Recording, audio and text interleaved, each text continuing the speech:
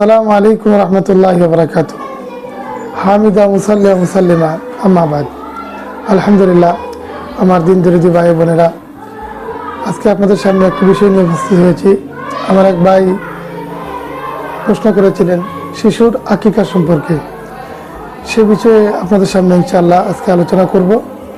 প্রথমে আমরা জেনে নিই আকিকা কাকে বলে।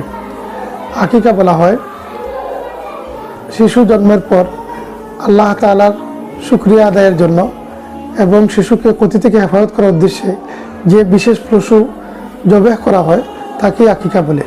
এখন আমরা জানবো কেন আকিকা করা হয়।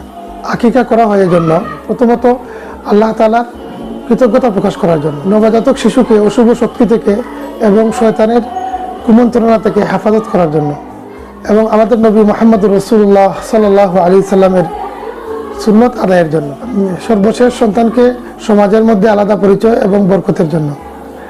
আসুন আমরা এখন জেনে নেই ছেলে শিশুর জন্য কয়টি নির্ধারিত পশু জবাহ করতে হবে, মেয়ে শিশুর জন্য কয়টি নির্দিষ্ট পশু জবাহ করতে হবে।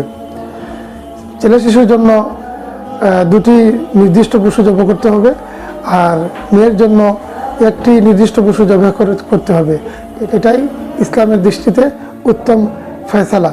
আল্লাহ তাআলা আমাদেরকে উক্ত সুন্নাহ আদায় করার তৌফিক দান করুন। ওয়া আখির দাওয়ানা আলহামদুলিল্লাহি রাব্বিল আলামিন।